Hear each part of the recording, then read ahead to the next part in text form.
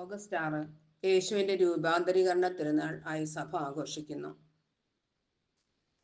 സഹോദരങ്ങളെ, നമ്മുടെ കർത്താവ് ഈശോ മിശിഹാ താബോർ മലയിൽ വെച്ച് രൂപാന്തരപ്പെടുകയും അവിടുത്തെ ദൈവികമായ മഹത്വം ശിഷ്യന്മാർ ദർശിക്കുകയും ചെയ്തു എന്ന് ധ്യാനിക്കുക. മത്തായി 17:1-2.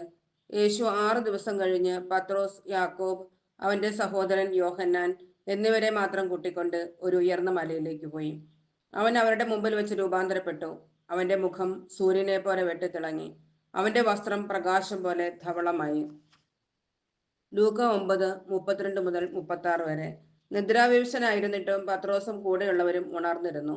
അവർ അവന്റെ മഹത്വം ദർശിച്ചു. അവനോടുകൂടെ നിന്ന് ഇരുവരെയും കണ്ടു. അവർ പിരിഞ്ഞു പോകുമ്പോൾ പത്രോസ് യേശുവിനോട് പറഞ്ഞു, ഗുരു, നാം ഇവിടെ ആയിരിക്കുന്നത് നല്ലതാണ്. ഞങ്ങൾ 3 കൂടാരങ്ങൾ ഉണ്ടാക്കാം. ഒന്ന് നിനക്ക്, ഒന്ന് മോശയ്ക്ക്, ഒന്ന് ഏലിയായ്ക്ക്. താൻ എന്താണ് പറയുന്നതെന്ന് അവന് നിശ്ചയമില്ലായിരുന്നു. അവൻ അത് പറയുമ്പോൾ ഒരു മേഘം വന്ന് അവരെ ആവരണം ചെയ്തു. അവർ മേഘത്തിനുള്ളിലായപ്പോൾ ശിഷ്യന്മാർ ഭയപ്പെട്ടു. അപ്പോൾ മേഘത്തിൽ നിന്ന് ഒരു സ്വരം കേട്ടു, ഇവൻ എൻ്റെ പ്രിയപുത്രൻ, എൻ്റെ തിരഞ്ഞെടുക്കപ്പെട്ടവൻ, ഇവന്റെ വാക്ക് കേൾക്കുവിൻ. സ്വരം നിലച്ചപ്പോൾ യേശു മാത്രം കാണപ്പെട്ടു.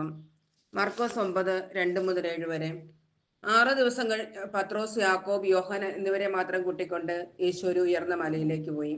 അവൻ അവരുടെ മുമ്പിൽ വെച്ച് രൂപാന്തരപ്പെട്ടു. അവന്റെ വസ്ത്രങ്ങൾ ഭൂമിയിലെ ഏതൊരു അലക്കുകാരനും വെളുപ്പിക്കാൻ കഴിയുന്നതിനേക്കാൾ വെണ്മയും തിളക്കമുള്ളവയുമായി. ഏലിയായും മോശയും പ്രത്യക്ഷപ്പെട്ട് യേശുവിനോട് സംസാരിച്ചു കൊണ്ടിരുന്നു. അപ്പോൾ പത്രോസ് യേശുവിനോട് പറഞ്ഞു, ഗുരു, നാം ഇവിടെ ആയിരിക്കുന്നത് നല്ലതാണ്. ഞങ്ങൾ 3 കൂടാരങ്ങൾ ഉണ്ടാക്കാം. ഒന്ന് നിനക്ക്, ഒന്ന് മോശയ്ക്ക്, ഒന്ന് ഏലിയായ്ക്ക്. എന്താണ് പറയേണ്ടതെന്ന് അവന് അറിഞ്ഞുകൂടായിരുന്നു. അവർ അത്രയ്ക്ക് ഭയപ്പെട്ടിരുന്നു. അപ്പോൾ ഒരു മേഘം വന്ന് അവരെ ആവരണം ചെയ്തു. മേഘത്തിൽ നിന്ന് ഒരു സ്വരം പുറപ്പെട്ടു, ഇവൻ എൻ്റെ പ്രിയപുത്രൻ, ഇവന്റെ വാക്ക് ശ്രവിക്കുവിൻ. 2 പത്രോസ് 1:18. സ്വർഗത്തിൽ നിന്നുണ്ടായ ആ സ്വരം ഞങ്ങൾ കേട്ടു. എന്തെന്നാൽ ഞങ്ങളും അവന്റെ കൂടെ വിശുദ്ധ മലയിൽ ഉണ്ടായിരുന്നു. താബോർ മലയിലെ യേശുവിന്റെ രൂപാന്തരീകരണം 2 കാര്യങ്ങൾ വെളിപ്പെടുത്തുന്നു. 1. ഈശോ ദൈവമാണെന്ന് സ്വർഗം വെളിപ്പെടുത്തുന്നു. 2. മോശയും ഏലിയായും ഈശോയോട് സംസാരിക്കുന്നു. അപ്പോസ്തല പ്രവർത്തനം 3:22.